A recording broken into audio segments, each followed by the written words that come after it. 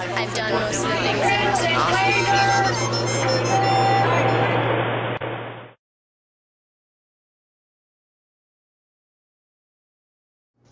The day began with the Union of University Professional and Technical Employees walking picket lines as early as 7 a.m. at the three main entrances of campus. Groups of protesters gathered for the main rally on Upper Sproul Plaza at noon. A total of about 5,000 people attended the rally, according to UC Berkeley spokesperson Dan Mogoloff.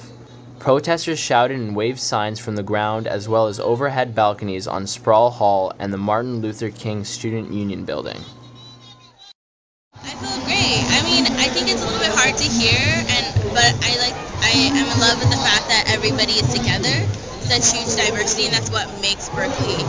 You know what I mean? And the sad part is the reason we're united is because we don't want that to end, the diversity of Berkeley. And we want to stop the barriers that are being created for higher education. Well, we're doing a number of things. We're protesting the cuts, we're fighting for public education, we're trying to build a mass movement so that there won't be any more cutbacks, so that we can defend what it means to have a truly public, free education in California.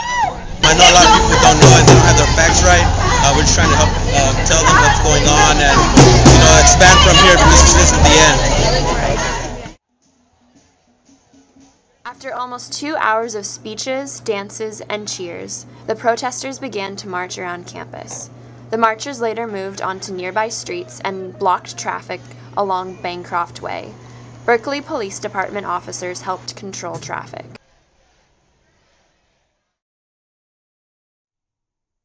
While some professors and GSIs canceled their lectures and discussion sections altogether, others held informal indoor as well as outdoor teach-ins, during which they discussed the budget crisis and ways to move forward.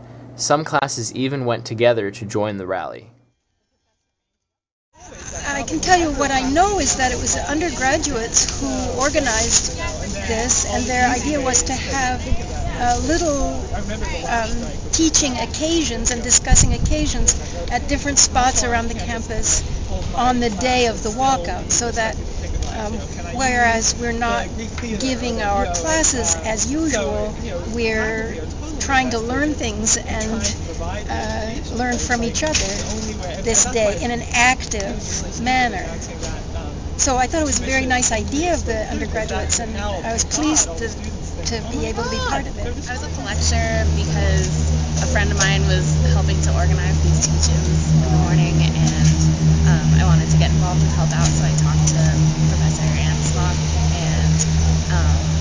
and wanted to get a sense of what she was going to talk about, and then I was helping ask questions and stuff later to create a discussion, but it kind of formed naturally anyway.